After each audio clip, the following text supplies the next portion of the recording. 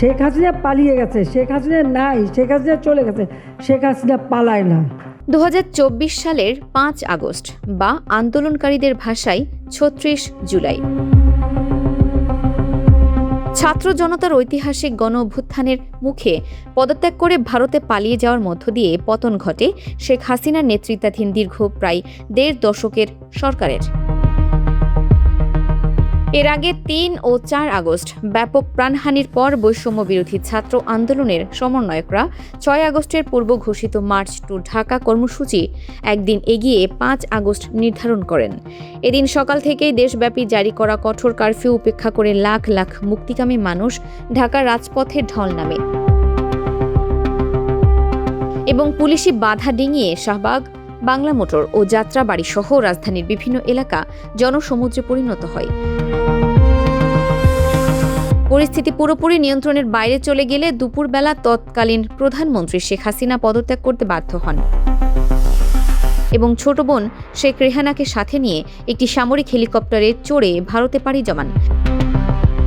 এরপর সেনাপ্রধান জেনারেল ওয়াকারুজ্জামান আনুষ্ঠানিকভাবে শেখ হাসিনার পদত্যাগের ঘোষণা দিলে রাজপথ জুড়ে কোটি কোটি মানুষের অভূতপূর্ব উল্লাস শুরু হয় এবং হাজারো মানুষ গণভবন, প্রধানমন্ত্রীর কার্যালয় ও জাতীয় সংসদ ভবনে প্রবেশ করে। মাননীয় প্রধানমন্ত্রী পদত্যাগ করেছেন, এখন একটা ইন্টারিম গভর্নমেন্ট ফর্ম করে আমরা আমাদের কার্যক্রম পরিচালনা করব। মাত্র 2 সপ্তাহ আগেই শেখ হাসিনা পালায় না বলে প্রকাশ্যে মন্তব্য করলেও জুলাইয়ের শুরু থেকে ধাপে ধাপে কোটা সংস্কার আন্দোলন থেকে 9 দফা এবং পরবর্তীতে 1 দফার গণ অভ্যুত্থানের তীব্র চাপের মুখে তাকে ক্ষমতা ছাড়তে হয়। শেখ হাসিনা পালিয়ে গেছে, শেখ হাসিনা নাই, শেখ হাসিনা চলে গেছে, শেখ হাসিনা পালায় না।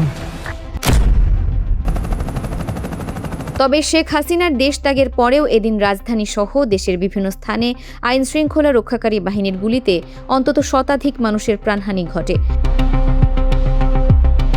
জাতিসংঘের তথ্য মতে এই রক্তক্ষয়ী আন্দোলনে সব মিলিয়ে প্রায় 1400 মানুষ নিহত এবং প্রায় 20,000 মানুষ আহত হয়েছেন, যার মধ্য দিয়ে বাংলাদেশের রাজনৈতিক ইতিহাসে রচিত হয় এক নতুন অধ্যায়।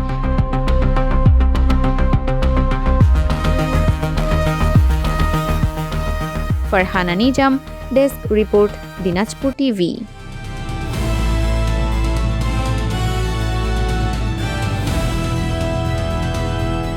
দিনাজপুর টিভি মানুষের জীবনের কথা বলে।